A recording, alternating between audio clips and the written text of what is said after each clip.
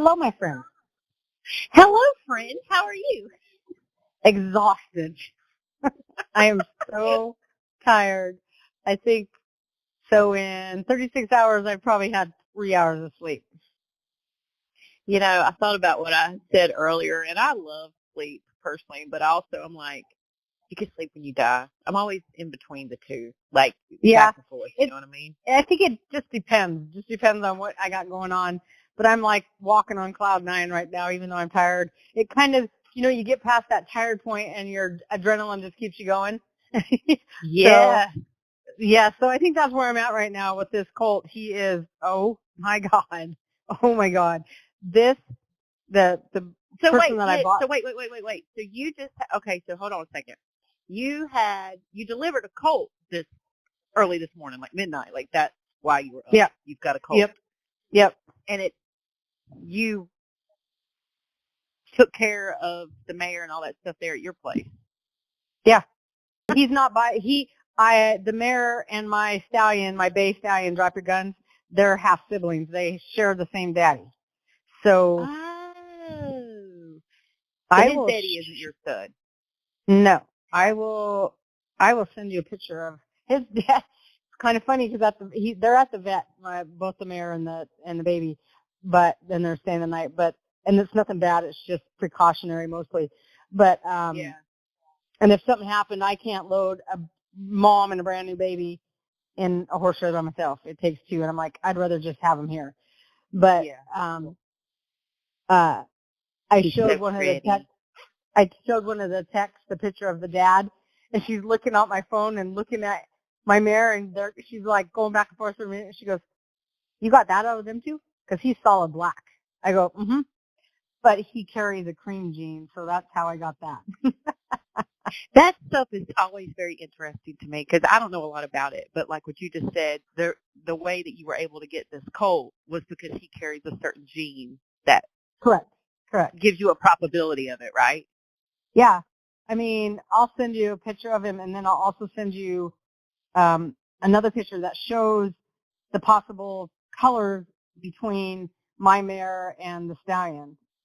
So I'm been like Googling over these pictures you sent me, and he's so pretty. I just want to kiss that face. yeah, he's not going to be for sale. No, not Oh, going to be for this sale. one's mine. Oh, I mean, well, the lady that I bought him from too, I messaged her. Well, she had commented on a mare she's waiting to foal, and I said, well, we had a baby early this morning, and then she goes, oh, you better tell me, and I didn't see it till later, but then I sent a couple pictures, and she's like, does he have all four white socks? And I go, yep. She goes, you hit the jackpot. That mare has never passed on her splash gene to any of her foals. So this is the first one. And a buckskin. I'm like, I'm over the moon with this guy. The only thing that would have made it better if it was a filly. That's all. So why do you say that? Because to keep her in breeder, the one thing about if you raise a stallion, some people they don't have earnings, or some stallions have been hurt and they're still bred well, but a lot of high-end buyers and all that, you have to make money on a good stallion, he needs to have some kind of show record, some kind of show earnings in whatever discipline you're doing. Yeah. Even though the bloodlines are great, people want earnings, I mean, a couple of my mares, they have earnings, but they don't have a whole lot, but you could still say, yeah, they have NRHA earnings, they're money earners. So, People want and results. that's all people want. They're money earners. That's it. Doesn't matter how much But they why want. does it matter if it was a filly or not for the earnings? Like stallions don't get the same amount of earnings as mares? No, but mares, it's just a mare you keep in your breeding program. A stallion has to be really exceptional to be a top-end stallion because there's so many out there. I see what you mean. Yeah, I'm picking up what you're throwing. Yeah. Yeah, I'm looking at the pictures. He has all four white hooves too. Yeah, he does. He does. Yeah, that's what. So when somebody says that they have chrome, that's like my bay stallion and both my stallions have chrome. It's four white legs, socks, or whatever stockings, however high they go up. Bald face, and most of them have blue eyes. He don't have blue eyes. My red stallion don't have blue eyes, but they have all the chrome. It's all the white.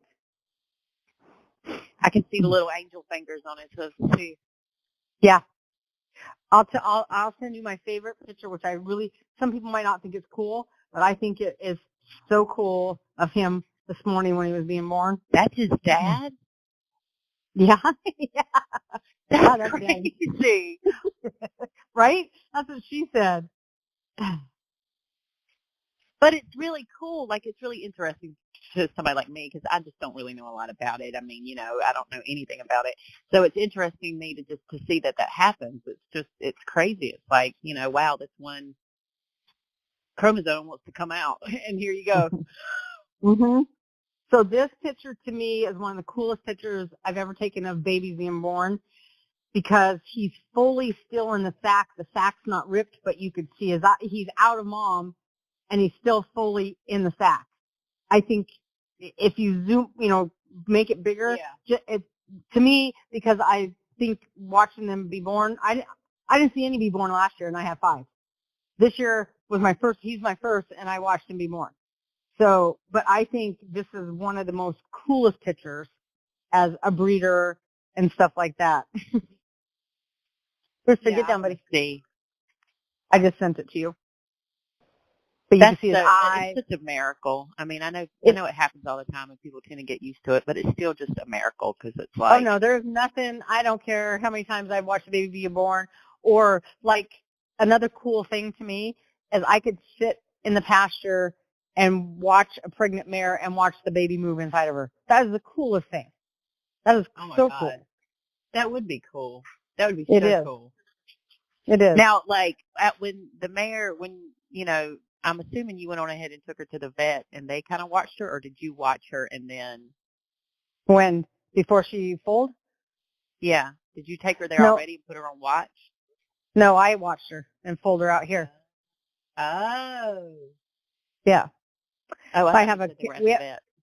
They are at the vet. I took them today. Oh, got you. Yeah, I took them today. She acted like this morning that she was colicking a little bit. And so I just took her there, had her checked. It's better to do that than wake up in the morning to a dead horse. So, right. And then his counts were down for a snap test, which is his colostrum, that if he got from mom or not. And it was a little bit low. They wanted at 800. His was 6 something, so he might get plasma. And then, which he probably will. And then mom was a little bit dehydrated. So they gave her IV, 2 bags of IV, and then they gave her oil just in case she was colicking a little bit. That will help with it. Yeah. That's what they do. Yeah. So was this her first foal? No. Her last foal was black, jet black. That's even crazier. I'll send her last foal. He's out of a vintage smoke, I believe. And he's a black stallion, and I'll send you his yearling picture. It's crazy. And how long did it take her to have him? Not very long. She was quick.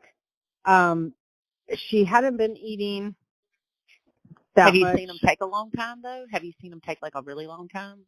Are they different? No, they can't. They're different. They can't go that long like cows can. I mean, if they're laboring that baby should probably be out within a half an hour, 45 minutes. Yeah, so they're not like cows. So if it is long, it's a problem. Yeah, something's wrong. So we've had to have the vet out to pull out. We had to go in. We took the mare and lifted her up, her front end up by a forklift. She was sedated, and the vet had to go in and wrap a chain, find the foal, and wrap a chain around her feet, and we had to use a come along and get her out.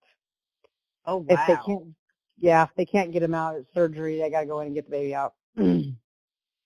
But does the mom live? Mom lived. Baby was dead already before we got the baby out. Oh God! Well, that's what they say. Breeding is not for the faint of heart. That's for sure. Yeah, so I've had to put newborns down. I've lost the mare, and it's hard. but it's, and everybody says to me, well, how can you not keep them? You get attached to them. Why can't, I said, well, because it's part of the business. I can't keep them all. It won't be a business, I mean, it doesn't mean I don't love them all, but I can't keep them all, So, yeah, it's crazy. Okay. Well, I mean, you just hit the nail on the head. That's the difference between doing it as a business versus not doing it as a business. I mean, in order to do it as a business, you have to treat it like one. Yeah. And the thing is that, it's not that, I mean, you just want a good home. I mean, with mine being in rain. Yeah. But that's her baby she had last time versus this one. I mean, two different stallions, but both were black. Yeah. To me, that's cool because it's like you don't know, like you can have an idea, but you can't really ever know for sure what you're going to have. No. So those two pictures I sent of, and we're calling him Stetson. Stetson's dad, the baby that I just had. So we're calling him Stetson. But I know it fits him. He's so cool. He is so cool. But when he came out, when I was watching him, I'm like, ooh, they're white. His feet are white. His hips are white. I might get splashed. And then his nose comes out. I'm like, I was so excited. I was hoping for a buckskin splash filly. 2 out of 3. It's okay. Hey, there you go. He's still handsome. Hit 2 of them. Yeah. He's still, he's stunning. He is absolutely stunning. You think he's going to get darker? He could. I mean, I'll order his testing because we test all of our babies, even though our mares and stallions are all tested and stuff and clean. We still test them. People want to see the disease panel. They have to be DNA tested in order to register them. And we also do the color testing. So just to what see. Does the color testing do? Like, what is that? Because I see all this kind of stuff on, stallion flyers and things like that. But like I just said, I've never had a stud or done anything like that before. What is all of that? Well, it's their color pattern. It's what they carry as far as color and their genetics. Like, so if a horse carries a gray or doesn't carry gray, the baby can't be gray. A parent has to have a certain gene. So the EE is their black, and the ones that are most tested is like they're black, they're agouti, which is A, and then their splash genes. But as research going on, we're getting more and more splash. So splash 1, splash 2, splash 3, splash, more and more.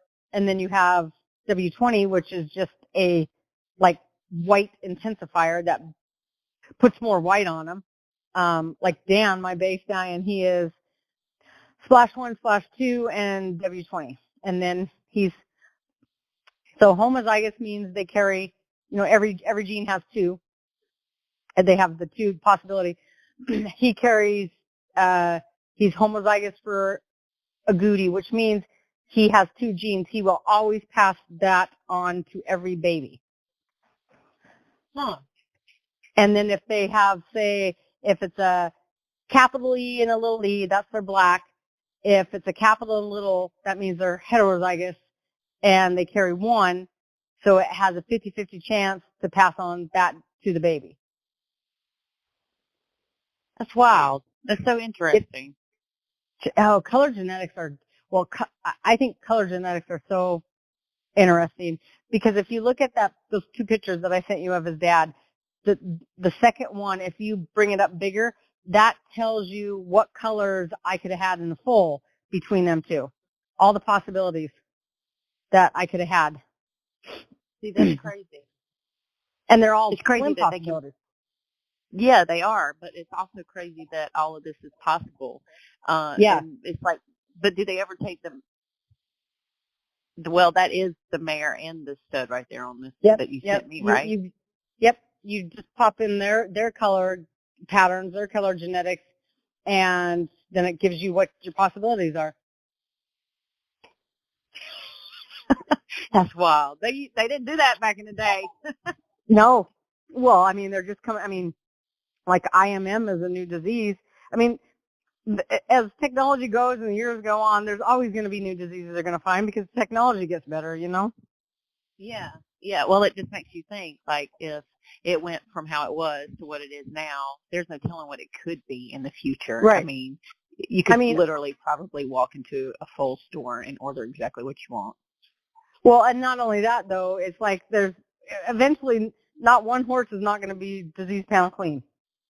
I mean, with the, it might not be in my time, but one of these years, it's going to be where every horse is going to carry something. Yeah. You just said they got a And, new disease? well, it's called IMM. What is that? It's like a muscle disorder. Your horse could drop 200 pounds in 24 hours. A good source, like if people don't know and like you want to research, I mean, the internet is wonderful, but animalgenetics.com, they're great. Even AQHA and APHA, they're great you can research anything and find out what it is. Yeah. That's what I'm doing now. It's interesting. It's really interesting. And it to me, what's interesting too is the way that people think about the diseases. Some people don't care and some people do. And I try to breed clean horses. Well, yeah, I mean, because you've got the customer in mind for the end game. I mean, because these foals are a product that's being sold, basically. Right. And my thing is if I can stop the disease, why wouldn't I try? Right. Why keep breeding it? Exactly. And just because a horse has a disease doesn't mean they're not a good horse. There's a lot of top stallions out there that carry these diseases and people still breed to them. But I mean, they're manageable. There's two that are recessive, and as long as you don't breed a mare and a stallion that have that disease, then the recessive genes, they won't show any symptoms and they're fine. Speed and distance panel. Yeah. That is crazy. Yeah. So if you sorry, I didn't mean to go ADD on you. No. So UC Davis, Etalon does that. It's ETALON, and that's who APHA goes through. UC Davis is what AQHA uses, but Etalon does that. That's more what they do. AQHA doesn't do that on their testing, but it's interesting how they could find all that out. Yeah, no, that blows my mind. I mean, I didn't think there would be no way to do that, but I know. Apparently there is. Pull tail hairs or mane hairs and send them in. Oh, really? That's all you need? Yeah. So we just order it online, and they send us an email. We print it out, pull tail hairs, tape it to the paper, fold it, send it in. Because if you, they even have a gait test. Yeah. There's all kinds of things. It's interesting. Yeah, because, I mean, I had no idea that you would be able to test that. I mean, obviously, I'm not in any section of the industry in that, so I don't know, but this is just absolutely wild to me. Yeah. I mean, so I did not grow up in a family that had horses. My mom used to tell me, bless her heart, how did you end up the way you ended up? I don't even know. And I used to joke and tell her, and I would tell people, if I told them that, I said, well, at least she knows the head from the ass. That's a start. Well, what made you get into horses? I mean, why? I mean, how did that transpire for you? Did you just always like them? Or? Always liked them. So I was born and raised in Western Washington. My uncle, who is also my godfather, lived in Eastern Washington. He had pigs and horses and all kinds of live chicken, so I always wanted to go over there. And I think I was his only niece that I'd go get a halter or a lead rope or a bridle for a horse, and I'd go out, go catch a horse and get on it, no fear. And then I met my best friend, when we were 7, and we're still best friends, and we're 6 months apart. And being 6 months older than her was great when I turned 13, 16, 18, and 21. But now I'm old. She makes sure I know it too. Every time, because we're only 6 months apart. My birthday's in March and hers is in September. So she's a Libra. Yeah. And But you are we've known. are you a Pisces? Yes, ma'am. I am. I know this stuff, but I remember you telling me about you and your best friend being best friends Yeah. for that long. That's pretty cool, actually. You don't hear about that a We're. lot. So. I mean, we don't talk all the time. I mean, I'm in Yeah. Oklahoma and she's now in Washington. I mean, she's in Washington. She's been there her whole life, so I should say. Now I'm in Oklahoma. But if I called her up tomorrow, tonight, Yeah. she'd be on a plane and vice versa. I mean, That's cool. I mean, I told her, we've talked about it, when I die, this is what I want you to do with my ashes, and you better be nice at my celebration of life and don't be telling stories that you shouldn't be, because we know more stuff about each other than anybody.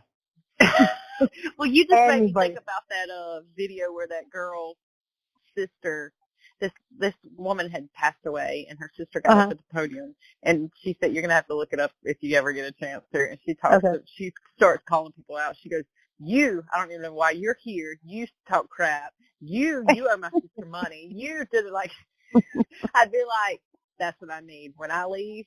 Somebody's gonna do that." No, for me. mine wouldn't be that. It would be the stories that we know about each other because we've been best friends that nobody else knows. That only she knows and only I know. Huh? Yeah. The secrets die. They're going to die with you both. I know. And I'm like, you better not. I will come back. I said, I will come back and haunt you every night. I will make sure I will haunt you. But, yeah. Right before you go anyway. to sleep, you'll be standing there knocking the door. Ha-ha. Yep, I would too. Now?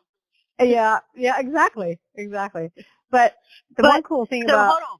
You moved from, we had talked about this before, you moved all the way from Washington to Oklahoma.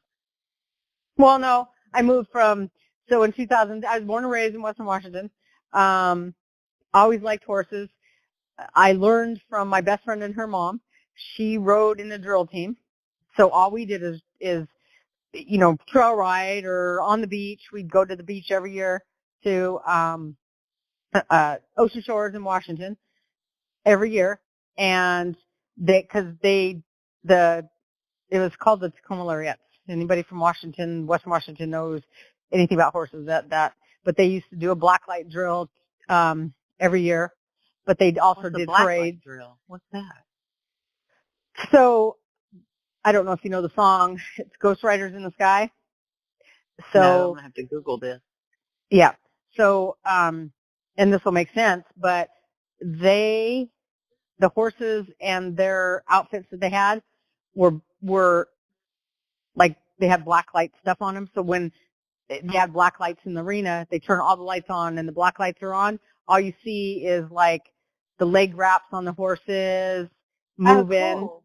It's really cool. So they did a drill, which is a pattern, in and out and different maneuvers on all the horses, to Ghost Riders in the Sky. And it was really cool. But they used to go to, every year they did the parade in Long Beach, Washington, so we would go there. So what I learned was just basically how to ride a horse. Anything above and beyond that, I didn't know. Well, I mean, you learn as you go. Hell, there's people that have been in the business for years and still learning. So I think the horse business, you will always learn. There's so much to know. I mean, there's times I look at people and I'm like, listening to them talk, and I'm like, what do I think I'm doing in this business? I've only, I that's how I feel right now. I'm like, mind blown over here. Why?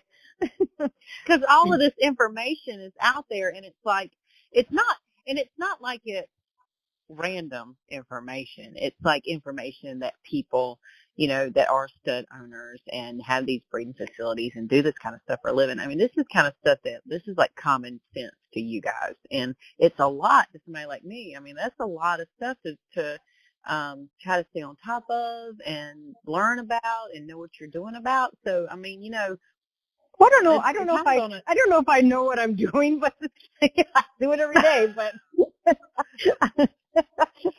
you do more than somebody like me.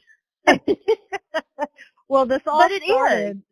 And I mean, so I've had horses most of my life. I mean, when I moved out of the house, though, it's like my mom's like, okay, now you got to pay for your horse. I'm like, well, how do I do that? I can't afford that. What do you mean? So, they paid for everything. And I worked at stables to have board so I could board my horse there. I worked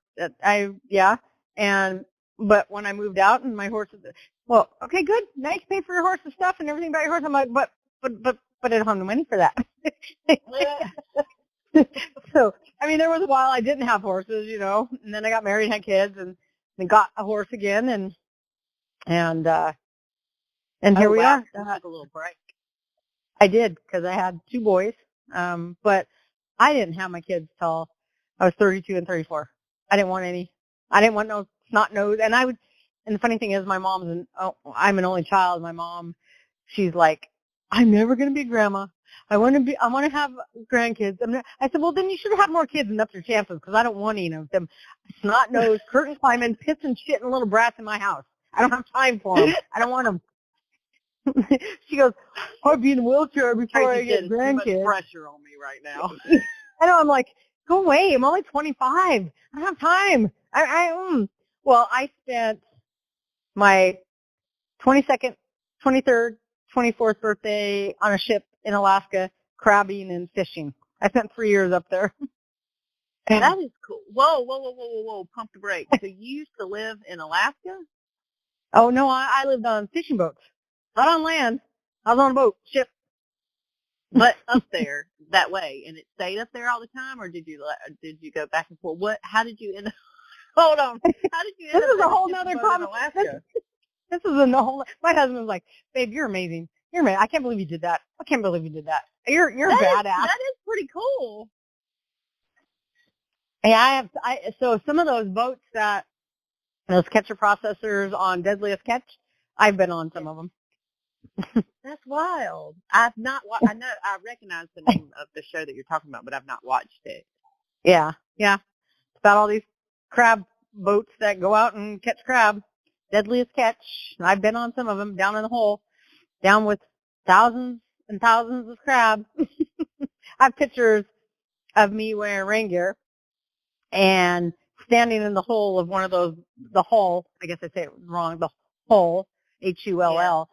Of the ship or the boat and standing there and I'm standing up. I'm standing on crab everywhere and I have crab hanging off of me because their claws, pinched on you and stuff like that. Does that hurt? No, because you have so many freaking layers of clothes on because it's cold. Oh, okay. They can. A king crab would break, they can break your finger, But That's then, wild. Yeah. So I went up there for a contract when I was 21. I wasn't working, and my grandfather was like, "Oh, look, you should go. I found this job. You can go to. Okay, let me get out of here. Let's do that. Let's do it." And so I was 21. So I went to Seattle, Washington, where the port is. Hopped on a ship and off I went across the Gulf and down to the Aleutian chain at the end of the Pribilof Islands. And how long did y'all do those trips last? They're 2-month contracts. But you're on the boat for 2 months. You might go in. It just depends. You might go in for supplies. So I went up on a teeny tiny ship. It was only 150 foot. It was like they used to say that if you take a 5-gallon bucket of water and 150 foot and cross an ocean, I would lay in bed with my hands and my feet sprawled out in the bed on the wall, trying to stay in bed because it was so rough.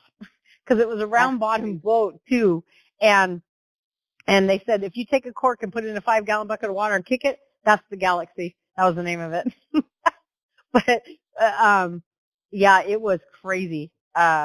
You'd sit in the galley, which is the kitchen, and 1 minute you're looking out the window and it's blue skies, and then the next minute you're looking out the window, it's a wall of water, just a big, huge wall of water. They used to put you in life survival suits, tether you, not me. I'm like, I'm not going out there. They would tether, it was guys usually, tether the guys to the boat in their life survival suits, like Titanic type, you know, with Yeah. your little beacon and whistle, and tie them to the deck. And they had to go out there and chip ice because we got loaded down with ice, and that's what happens with the crab boats. They get so heavy in ice, they tip over and sink. So they have to go out there and chip ice. I'm like, yeah, I'm not doing that. Yeah, I mean, crazy. and the price of crab is not like ridiculously high. Like that's crazy. You would think they go through all of that just to get some crab meat. Yeah. Well, I mean, we're talking. I'm old. I'm 57. This was when I was 21. So. Yeah, but still, I mean, they probably don't. It Oh. probably didn't change much from then to now. You still have to go out on a boat and get it. So. Oh yeah. Oh yeah. Yeah. But I tell you what, I got so spoiled. You couldn't get crab any fresher. We get it right out of the ocean and put it in a bucket of salt water and put a steam hose in it, cook it right there and eat it. I'm like, oh yeah. So I used to come home. My mom loved imitation crab, and I was on a processing ship that processed the fish that they use, to make the imitation crab.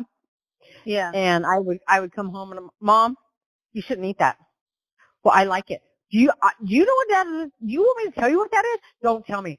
Well, you shouldn't eat it. It's fish, but yeah, she goes, don't you tell me because I like it. Okay. It's gross, but okay.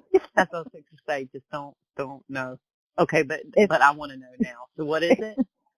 it's pollock. It's a bottom fish. It's kind of like, I mean, a halibut's a bottom fish. But the Yeah, but thing is, halibut's not bad. I love halibut, mind you. Yeah. I mean, but like pollock, we processed it on the ship because we made the paste. We made like a paste out of it, and it looked like a big old cookie sheet that you put it in, and they'd freeze it, and then they take two of them, so take 2 pans of it out of there and put it in these boxes and put it in the freezer. I mean, but we're stacking the freezer as we're in there. There's times you're laying in there and you maybe have a foot above you, but you're pushing boxes in to stack it. Oh, I mean, wow. the stories I could tell, it's awesome. It's cool. So I went up there for a 2-month contract just to get away, and I didn't have a job, Yeah. so why not? I ended up doing it for 3 years. And I mean, that's different. a pretty cool little opportunity. I mean, now it's not like not a lot of people would do that. It's not a lot of people that do that. So. Well, I mean, the thing is, my best friend, who I've known since, for 50 years, she would have loved to go with me. She wanted to go so bad, but she got pregnant at 17 in high school. Well, you start a family, you can't do that. I didn't have a family. Right. I mean, the thing is, a lot of my friends were having kids young. I'm like, I don't have time for them. I'm out having fun. I'm having my fun before I get too old and I can't. So I'll have my kids later if I have any. But I really didn't want any, so. But I have 2 wonderful boys. But you did have 2. I mean, you're glad you did have 2. I mean, you ended up having kids, so just a little later. Which actually 32 and 34 is not that bad. No, it's not. Back then, though, it was because they're 25. Well, my oldest, he'll be 26 in June, and my youngest will be 23 in February. But I mean, back then it was kind of like on the older side. Nowadays, it's not so much like that, But yeah. But no, it was. So I worked on a processing ship. I worked on 2 different processing ships. And then I worked on the catcher processor, which was the one that did the imitation crab meat. And I tell you what, I've never seen so much fish in my whole life because they had 2 30-ton holding tanks on that, down below on that boat. They had 2 60-ton holding tanks. When we were in the fish and then all that, we would have all those tanks full. We'd have 90 tons of fish in the net on the deck and dragging a 90-ton net full of fish behind us. That is crazy. Yeah. But you are right. The stories you could tell doing that, because like I said, I mean, not a lot of people have the opportunity to do that, or like you get to talk to people that do that. That's kind of cool. No. So then you quit doing that, and then so when did the whole horse deal come back around? I think. I mean, I've always had. I might not have always had my own, but my girlfriend that I told you about, she had horses. I mean, I still rode when I could, But once you have kids, it's hard, Right. And I think my boys, I don't know how old was my youngest. I don't know how they were when I bought a horse. And my ex-husband wasn't thrilled. And then I bought this mare, and I think she was drugged every time I went and seen her and rode her, because I got her home, and a week later she was like psycho. She was going to kill me. I kept her for a while, rode her, tried to ride her, and finally I said, I'm done. Done. It's either she's going to kill me or I'm going to kill her. And so I bought another horse, and my ex was mad because that horse back then was $3,500. He was $6,500, and the gentleman that had him was an older gentleman, great guy. And he said, I know he'll have a good home. I'll sell him to you for 35. I said, okay, I buy him. Because I went and seen him and rode him. And this isn't Dan though, right? No. Okay. No, but his name is Digger. I still have him. I've had him since he was 6. He's 25 this year. Oh.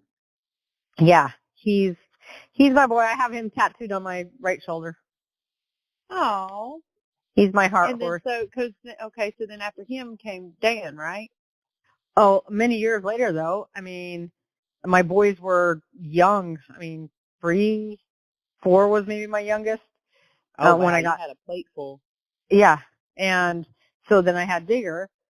Dan came about when on my bucket list was, hey, I want to have my own baby out of my own horse. I want to see it born. I want to breed a mare and have a baby. So in 2015, I bought a mare from Texas that was bred, and the baby was born in 2016. That was the start of my love of having babies. That started it. Yeah. Yeah. So, and then, the foal was born, like I said, in 2016. And then my friend's like, you should just get your own stallion. Be cheaper that way. Like, I know nothing about breeding. I heard stallions are nasty. Everybody says you don't want a stallion. They're mean. They're nasty. No, don't have a stallion. Don't stay away from them. Right. And, no, yeah, you're right, though, because that's all I ever heard. Well, that's what me too. the picture they painted to you of stallions to people, like me back in the day and stuff. Me? Yeah, girl, stay away from them.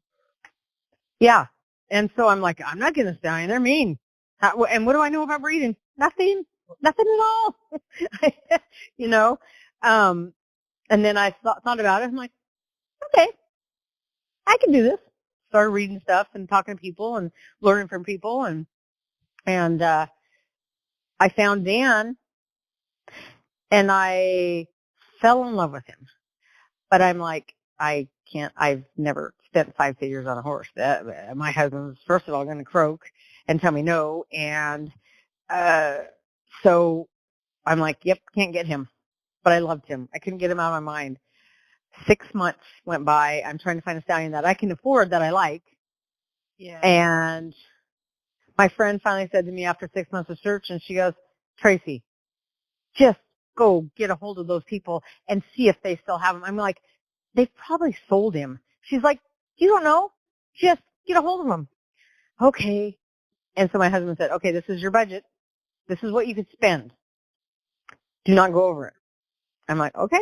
So I contacted them again. He was still there. They hadn't advertised after that. And he was right at the budget. And I got him. Yeah. It was fate. Yeah. But my friend's like, every stallion I show you, every stallion you look at, you're like, But then you go back to drop your guns, Mr. Dapper Dan, and you light up, and that's all you talk about and all you think about. I'm like, I know, because he's gorgeous, in my mind. And my husband's like, I don't know if I like the bald face, blue eyes, the white face and the blue eyes. They're kind of weird to me. Yeah, now he loves them. Good thing, because we have a lot of them, because Dan produces that a lot. But that's so that's like, why is it that husbands are always the ones that are like, don't want the stray cat, don't want the dog, they don't want this, they don't want that, and they end up loving them almost the same, I know, if not more. Yeah, he loves the bald-faced blue eyes now, all the chrome. He loves them. But my husband came from talk about a real non-horse family. He rode a horse one time when he was like, I don't know, 10. But he's always liked horses, always loved them. But in his line of work, his job is mostly in the city. So he's never, you know, never been able to have any. And then he meets crazy country girl me. And when I met him, I'm like, all right, so I just got to tell you this. And if you can't deal with it, don't even get involved with me and just turn around and walk away. I said, I have one horse, I have one dog, and I have 2 boys. I will always at least have that. Now I have 3 dogs, 42 acres, and I don't know how many horses, like 20. Something like that. People ask me now, well, how's that one? I go, I don't know. Let me check the database that my husband built for me so I can keep track of all this, because when I had a few, I could tell you their names, when they were born, blah, blah, blah. Now I'm like, I have to go through to count. I have to go through each, in my mind, each stall. Okay, 1, 2, 3, 4, 5, and then I have one in training. Do you keep up with all of his babies? Do you keep up with all of them? Not all of them. Mine that I sell, the ones that are outside mares that breed to him. I don't, they might get sold and people don't know me or whatever, but I've met some fantastic people in this business by selling horses. I mean, I could tell you some of the stories with these people, and they are not just my friends, they're my family. I have a gal right now that, funny story about her. Oh my God, it was hilarious. And okay, so I'll tell you. So she came out, I think it was 4 years ago, maybe 5 years now. Her and a boyfriend and her dad from Washington State, Western Washington, drove out to Central Oregon when we lived in Oregon to look at a filly that I had, a baby. I don't know, maybe 6 months old. And I had a few of them at the time. And so she had her eyes on one. They get out there. She is like just drooling. And she's looking at the one that she came for. And I go, well, then we have this one, and then we have this one. She goes, would you stop?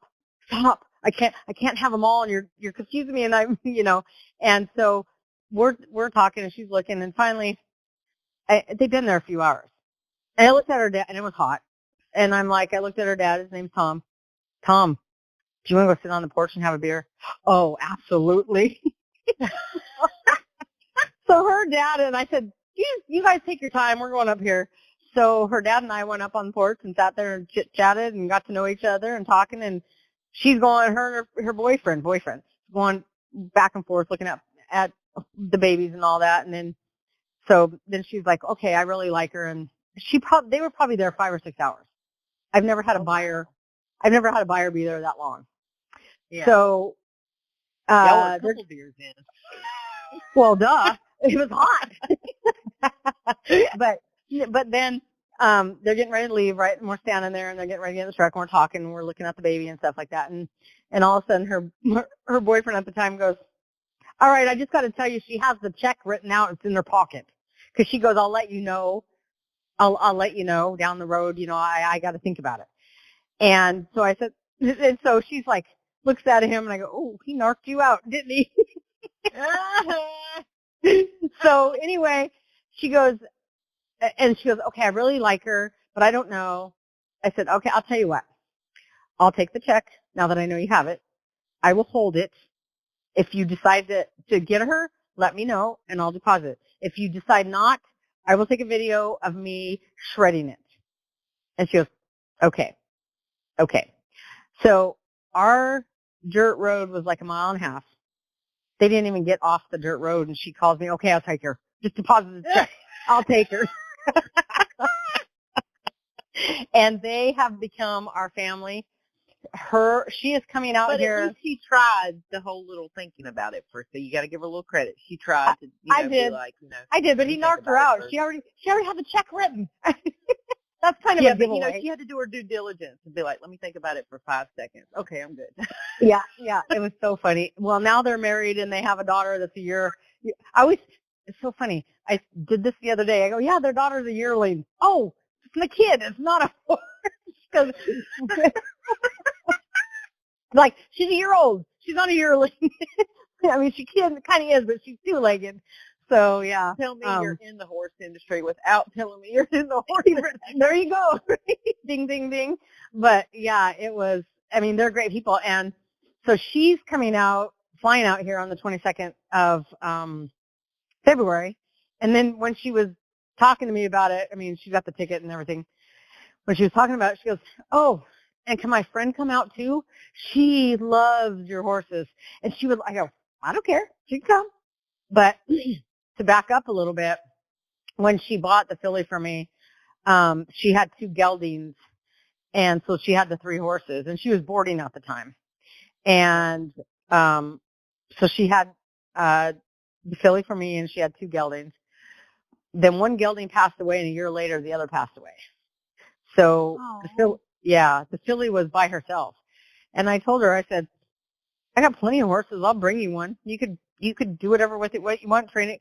Because I watched her train this filly, and she does phenomenal with it. I mean, she's amazing. And so before we moved to Oklahoma, we delivered a filly up there for her, and she has her. She's trained her. She's starting to show her. And one of my yearling colts that was born last year, he's going to her too. Well, her friend, her friend that is coming to visit with her just bought one of my babies. So she is, I mean, after she sent the deposit, I want him, and sent the deposit, like the next day later, she sends me a picture. We're putting the stall together and we're insulating it. It's going to be warm. We're going to heat it. And I'm like, oh my God. I said, you're as bad as Christina. You two are crazy. That's cute, though. I mean, it is. That's cute because she's excited. You know, you get excited and all that kind of stuff. And they say, I mean, you know, it's hard. It's not. Horses are herd animals, so it's always better to have. They are. Well, the thing is, I mean, and that's why I sent her one, but now she's getting another, and she's so excited. But the gal that just bought the horse, she has some too, but she's just, I mean, I love it because they're friends, they ride together and all that, and the one I'm sending to my friend and the one she bought, they're buddies in the pasture. They're pasture buddies. They love each other, so they're going to grow up together. You know, so I mean, and my thing is, all you ever want for your horses is to have loving forever homes, that they don't end up in a sale yard or a kill buyer's place, you know. I mean, so I mean, that's all you want. I get more enjoyment, more happiness seeing their faces when they get one of my horses. I mean, we delivered my filly up to them, and we pulled up, and there must have been 8 people out there waiting for us. And my friend Christina, her smile was ear to ear. She could not wipe it off. And I told her, I said, okay, when Gibson and Guinness get delivered to you guys in the spring, I said, Ian better, that's her husband now, Ian better be there and photograph or take videos, pictures, so I can see, because them two are going to be crying because they're both getting a horse off the trailer at the same time that are buddies that came from the same place and everything. Dan is both their daddies. It's going to be cool. That is pretty cool because you don't hear about that a lot. You know, it's 2 good friends with 2 horses that are good friends, all from the same place, and everybody's all friends. I mean, that's cool because that's ultimately what you want. I mean, that's... Oh, like I said, I get more joy and excitement out of making somebody's dream come true. And the thing I've run into in this industry, I mean, it's money hungry, and people are so dishonest. And I pride myself on my honesty. I have even turned away buyers because a horse was not right for what they were wanting, and I would never want anybody to get hurt, ever. You know, I want them happy. And I work with people. I let them make payments. So if I can give them away for free, if I was rich, if I can give them away for free to make these people's dream come true, I would do that. I would, just the joy. I'm a people person. I love people, you know? And for these people to get a higher end horse than they've ever had before, it tickles me to death. It tickles me to death. I mean, yeah, because it's like, I mean, it's not horses. Even though the industry is hyped up now, and Yellowstone was a big deal, and blah blah blah blah blah, it's still horses are still very much a luxury, sacred type thing. I mean, like not sacred, that's the wrong word. More of a it's a luxury thing. You know, I mean, it's not like everybody can just go out there and get a horse because you have to have accommodations for it, and you have to have all types of stuff for it. So it's cool. Yeah. Well, I mean, I sold a horse to somebody, and she was, I mean, and I say only, but to some people this is a lot of money, but it's my business, so I know what they cost. And, you know, the high end, all that, I mean, I know what they cost. So to me, the amount that she was not, I mean, I don't even know what the word is I'm looking for. I mean, I wouldn't even bat an eye at that price, but to him, it was a life savings type thing, you know. She was $7,500, which to me I'm like, okay. He's like, yeah, well, I'm used to getting $500 horses. You know, I'm making that dream come true for him, and I'm working with him to be able to send him to one of my trainers. Yeah, I mean, but I get more thrill out of that than the almighty dollar that so many people want. I mean, no, you're right, because there are levels to it, just like anything in life. There's levels in the horse business. And those $7,500 horses, or $500 horses, they aren't necessarily bad horses. It's not at all. Not at all. It's just the same thing as getting $100 diamond or a $10,000 diamond. It's just it is what it is. Right. But there's fake diamonds that you don't even know that are fake. They look real. I mean, you know, and it's I don't know. I love being able to help people get a horse of quality that they probably would have never been able to get that horse any other way. You know, right. I mean, I know what you're saying. But it tickles me to death. I mean, if I didn't need the money, I mean, it's not that I need the money. It's just, I got to feed my horses. I got vet bills. That's more than anything is, all that. But I mean, if I was wealthy enough, I would do it just for the pleasure, just because I could. And to see, my biggest reward is, like when I delivered that horse, my biggest reward was when I pulled up there and seen the smile on her face. I mean, I'm a blubbering idiot. Don't cry around me because I'll be crying with you. So I'm a social crier, so please don't do that. Especially in the last 2 years. You have social drinkers and you have social criers. I'm a social crier. I cry. Well, I mean, horses are still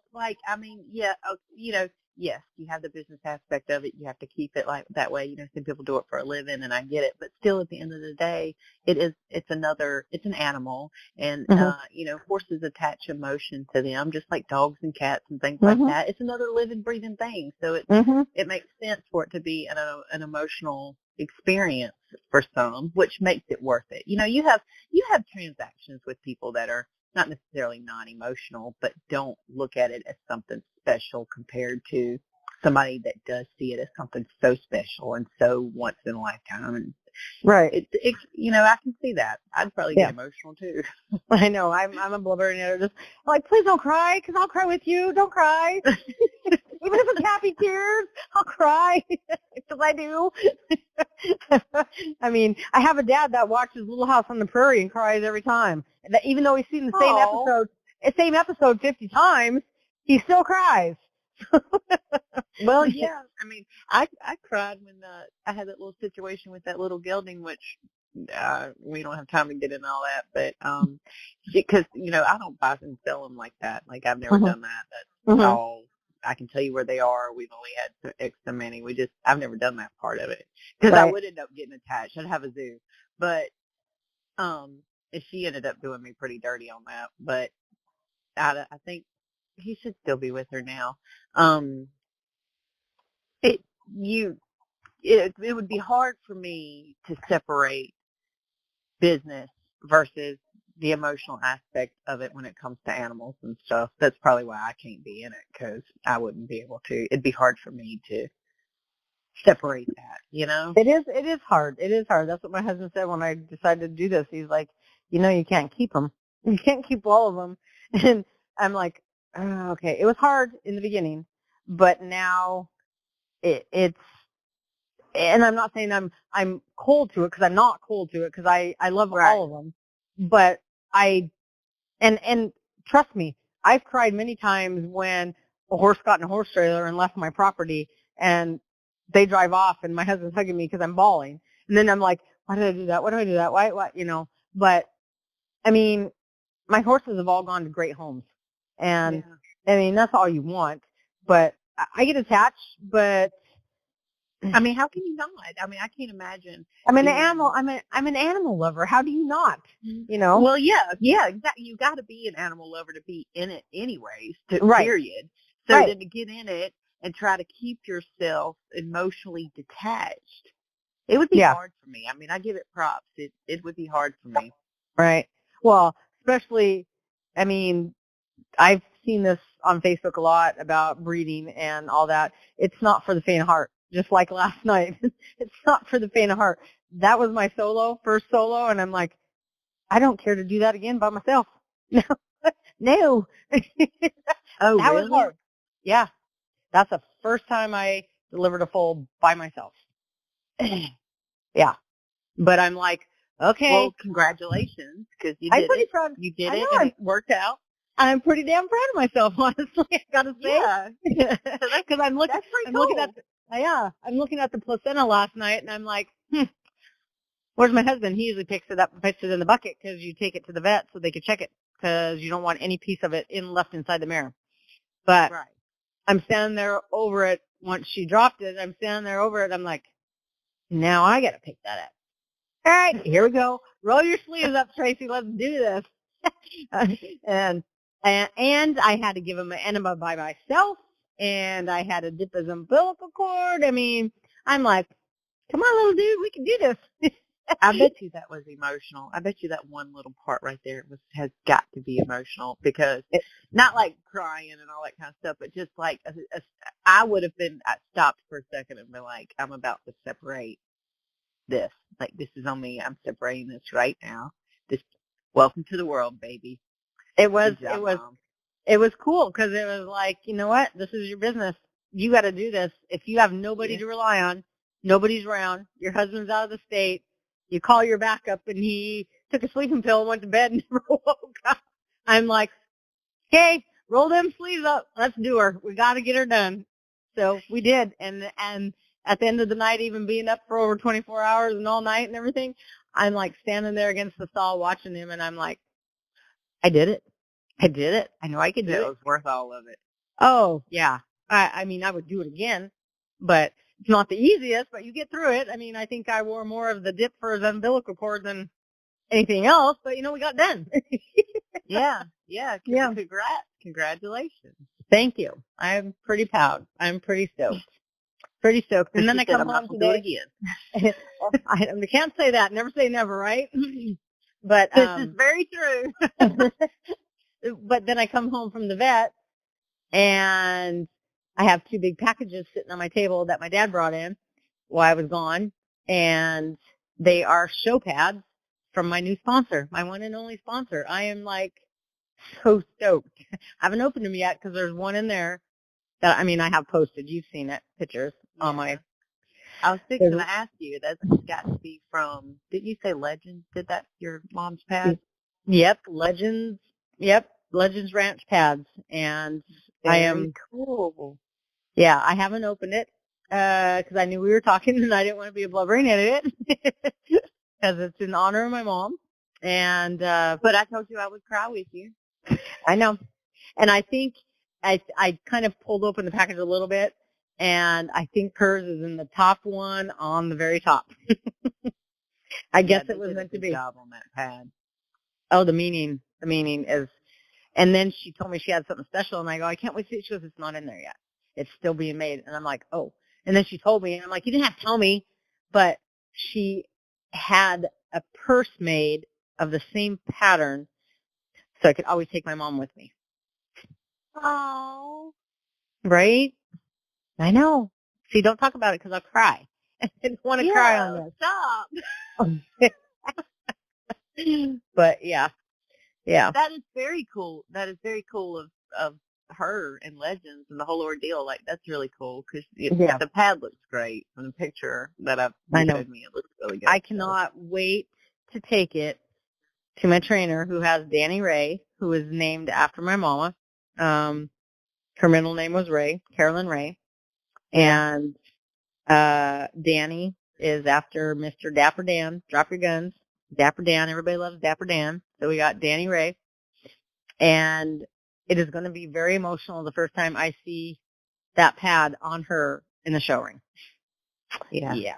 It's going to be, But, I mean, when we were looking to move, originally we were looking to move to Texas.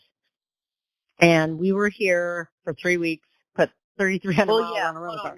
We talked about that. We talked when you were moving from Oregon to Texas and the massive difference between 40 acres in Texas and 40 acres in Oklahoma. Like, oh no, it was 10 acres in Texas. That was $200,000 more than 42 acres here in Oklahoma.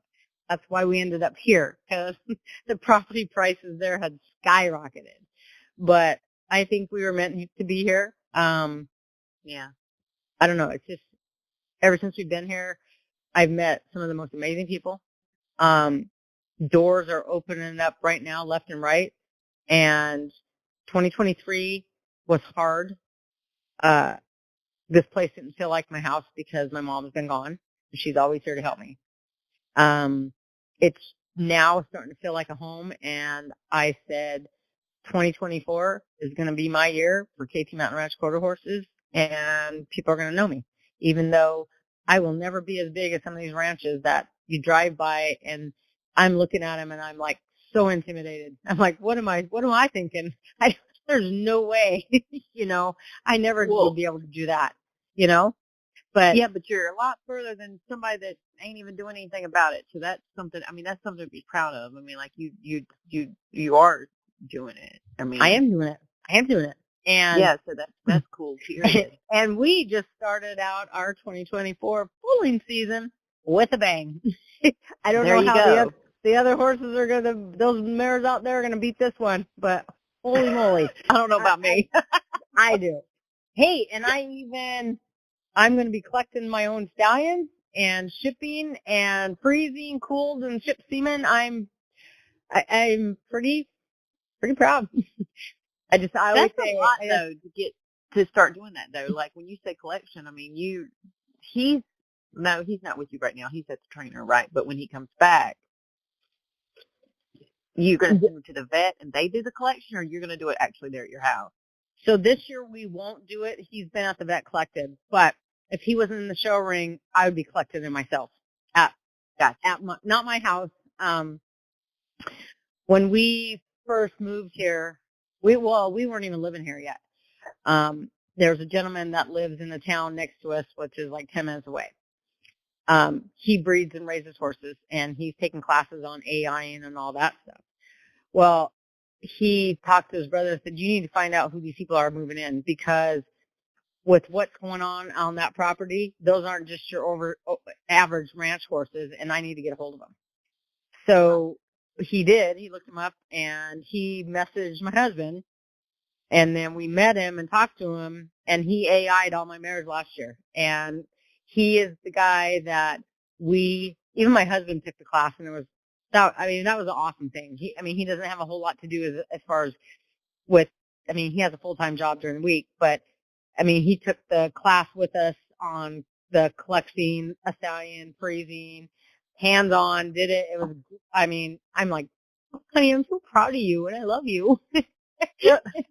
But because it's not as easy as, it's a lot of hard work. It's a big ordeal to do all of that. Well, sometimes it can be dangerous collecting stallions, especially if they've never been collected before, and you're teaching them to try to get on the phantom, And they got hormones running through them that they don't know how to act, and you can get killed, But Well, I mean, that's what I was sitting here thinking in the back of my head. Like, it's not, we were just talking about it can't be the faint of heart. Well, you can't be, you got to be strong enough to be able to handle a stud in that mind frame when he's ready to do his job. Like, it's not, it's not a walk in the park. No, but there is that saying that when we go back to where we were told don't have a stallion because they're dangerous, there are some stallions that don't need balls and they should be cut and they shouldn't be a stallion, but people do it anyway. And, my 2 stallions that I have are phenomenal. You wouldn't even know they're a stallion. They'll walk by a mare, don't even talk. Don't even talk. I mean, my one trainer, I have 2 trainers. Actually, I have 4. I have a trainer in Arizona, Texas, Oklahoma, and Washington. And I have horses there too. So, but, holy cow. That's a lot to keep up with. I know. I send the picture to my husband and he's like, is that so-and-so? I go, no, it's so-and-so. And he's like, well, I can't keep track of all the horses. I don't know where they're all at. But you're right. I mean, a stallion, I think people, because people, going back to like what we were talking about or whatever, horses are beautiful. They're lovely. You want to kiss them and hug them and do all that kind of stuff with them and stuff like that. But a stallion, he's only thinking about he's only thinking about 3 things: eating, breathing, and trying not to die. So, Yeah. I mean, there's no living being that can control that. But I mean, honestly, any horse is dangerous. They're big animals. Right. And I mean, for example, in Oregon, Kyle was, again, everything happens when he's gone out of state, working. I was home by myself. It was summer. I was in shorts and baseball cap like I am in the summertime, shorts, baseball cap, tank top, and cowboy boots. And I was out in the pasture filling up the water trough. Well, I have mares and geldings together and all that stuff. So I'm filling it up, and all the horses, there's 3 mares and one gelding standing there, and they're drinking as I'm filling it up. All of a sudden, that gelding decided he wanted mares there, and the mare that I was closest to turned to go away from him, so she kind of made her body into a C and took me down, and all 4 went over me. Oh, wow. Yeah. I mean, but that's how quick stuff can go wrong with horses that are nice. I mean, the doctor that was taking care of me, he's like, yeah, I'm not a horse person at all. Yearling kid. Kid. Yeah, sorry. I know. So he goes, I'm not a horse person, but it looks like to me those horses, because I was bruised, but I was not broken bones, nothing, that he goes, they tried not to step on you. They did not want to step on you, Yeah. So, I mean, I was very blessed and very lucky. But, but that's how fast things can go wrong. But they're, 1,000, 1,200-pound animals, full grown.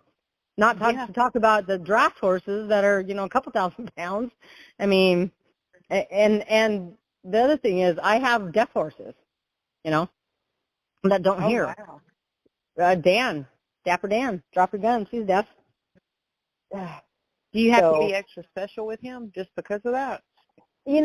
Honestly, really not. I mean, if you think about it, you want them to know you want him to know that you're there, but any horse, hearing, non-hearing, if you come up behind them and startle them, they're going to kick. So, no. I mean, I know, trust me, I know. I had I learned that hard lesson young, but I didn't know if maybe. Reiners like the deaf horses because if you think about it, when they go into the show ring, they don't hear the crowd. They don't hear any of that. They're tuned in to the rider's cues and, his legs and hands and movements and his weight. It's kind of, there's pros and cons about everything. There's some people that say, ooh, I wouldn't have a deaf horse. Well, realistically, I have a few of them.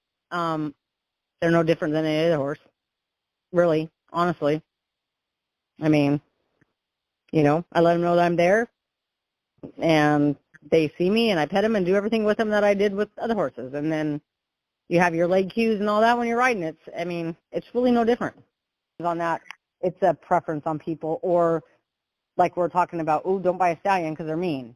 So it's just, instead of going, I mean, and we're all guilty of it, instead of going off your own instinct, what you're in the back of your head, you're listening to what people said, you know? Right. Yeah. You have to But, go with what works for you. yep, exactly. Like, I never knew how to breed a horse, never knew how to hand breed. Here I am, little 5-foot me, this stallion going after a mare. I'm like, all right, we'll make this work. Which is still very cool. I mean, you know, I've never had the desire to want to get into the breeding aspect of it, but it's a lot that goes into it. I mean, there's like we talked about earlier, there's so much more that you know, and probably more to know. So yeah, people, and you see these. This is what is now that I mean, I go back and I tell my husband, because somebody will ask me this, or, oh, I'll pay this for that horse. I'm like, let me add up what goes into making that baby, you know. But I said, in their defense, before I started breeding, I wouldn't know. You want me to pay $10,000, which is nothing, but you want me to pay $10,000 for that, a horse? Are you crazy? But if you start on our aspect of it, the breeders aspect, and the owners of the horses, the mares and the stallions and all that, and the babies, not just the paperwork, but your time.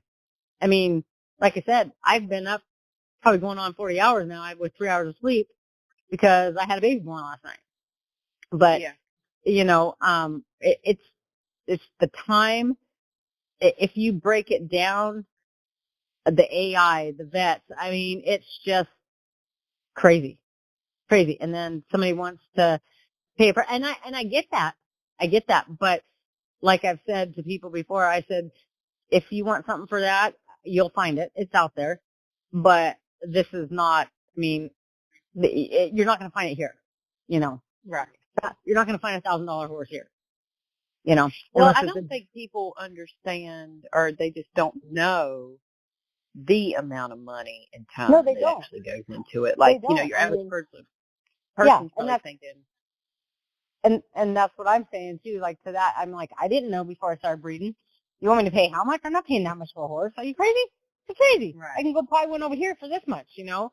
But you're paying for the pedigree. You're paying for the breeding. You're paying for the earnings on the stallion, the earnings on the mare, the show. I mean, to show a horse is so expensive. And then not even just let's minus the shows. You breed a horse, and my stallions are double registered. So every quarter horse mare that I breed, I have to do a breeding report for AQHA and APHA. And then you have to, when the foal is born, you have to pull tail hairs and do the DNA, do the color test, do the, the paperwork is crazy. Well, and then don't even get into the actual upkeep of a horse. I mean, horses are not horses are an expensive pet, or not even pet, but you know what I'm saying? Like, it's not like you have a dog or a cat. You know, horses are expensive just to keep up in general, not on top of everything else, like the showing and all that stuff. I mean, I have a mare right now that I'm paying every 6 weeks for. Well, we were doing 4 to 6 weeks for shoes because she almost had to be put down. She was so bad. So she's getting this gentleman that I've been doing these shoes for like 40 years, he said, but I've never heard about him. And he goes, there's so many people that haven't, but they're wood shoes. They call them a wood clog. And I never knew nothing about it, but they've saved her life. And I think she's still pregnant, which is phenomenal. But just something like that, and to sell that baby, I mean, it's just, there's a lot to a horse. It's not like you buy a horse and throw it on the pasture. I mean, the worming, the shots, the farrier, you know, anything that goes wrong, your fly spray, it's a lot. And people don't realize that, you know. And so that's why I try to educate people. And like I said, if somebody calls me or messages me about a horse, and my first thing is, so what do you want to do with this horse? And then, okay, what is your experience? Well, I had a 65 5-year-old lady that wanted this mare, and I'm like, yeah, that ain't gonna work. She's not what you want. I don't want you to get hurt because she needs more of an experienced rider. So, Right. but there's a lot of people out there that they don't care. I mean, I've been the buyer, and I've been that person that bought a horse that was drugged, and then you get home a week later and the drugs wore off, and you're like, whoa, this person's going to kill me. Oh, wow. And it's out there a lot. But me as a person, what if this horse was being bought for a 5-year-old girl, an 8-year-old boy, and you're selling a dangerous horse that is drugged to these people, and then when that drug wears off, and they put that kid on that horse, and that kid gets killed or handicapped or in a wheelchair, they can't walk anymore, how do you live with yourself? But there's so many horse people out there like that. I mean, it's crazy. I don't know how they do it. I mean, I don't know. I couldn't live with myself. Even the most like experienced kids, like there was that meme going around talking about, is your kid this way, is your kid that way? I mean, even with that joke aside, which probably does play a big aspect in it, it's probably hard to sell horses for children, dealing with parents and things of that nature. It would be hard, but even if you put that aside, it's still a kid. Some of the most, carefree kids that, no fear, they're still a kid. Right. Or, I mean, I get these women that are widows that would like to just have a trail horse to be able to ride that are in their 70s, and I'm like, I could not do that. I could not. Well, first of all, I couldn't do it because I'm honest. But, I mean, to look at somebody in the eye and know they're buying this horse and this is what they want to do, and they're 75 years old, I don't know how people do that. I don't understand. But my husband says, because you have a heart, you have a big heart. Yeah, and still you would have to try to because some people are stubborn, they won't listen. You'd still have to kind of be like, look, I can't. You need to know that this is a lot of horse, and it's probably not going to work out. Yeah. Well, and I mean, then that's what I say. I'm like, I'm not going to sign a sales horse because it's going to hurt you. It's not the horse for you. If I had one that was for you, I would let you know this one. But the problem is, I think too, is that people like Palominos, people like Bucksians, people like Gorillas, so they see one of them for sale and that's all they want. They just go for the color, not the horse. And that's the problem. And I want a Gorilla. I love Gorillas. I want a Gorilla. I want a Champagne, but yet they're not looking at the horse itself. It's just a color thing and it's pretty, That's weird to me because you would think, I mean, it's not, like I've said this before, horses are not cars.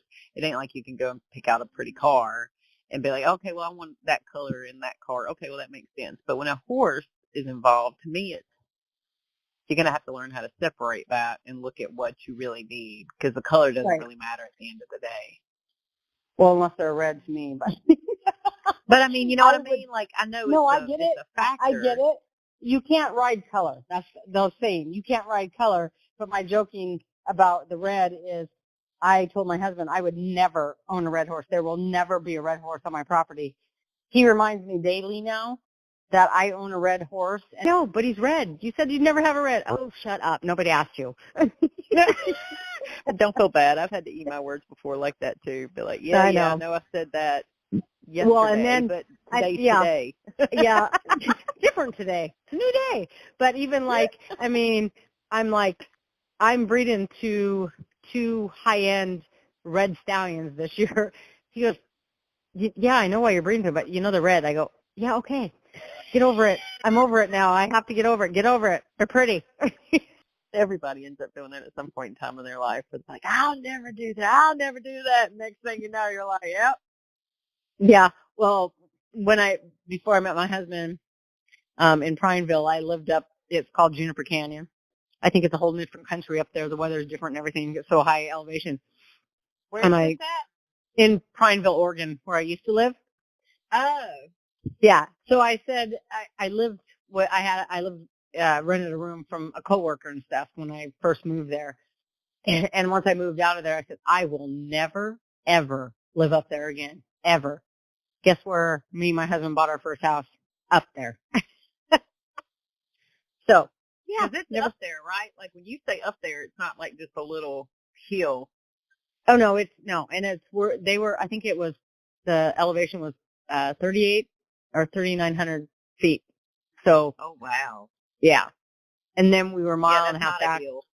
No, there were so many wrecks on that road. So I'm like, I will never live up there again.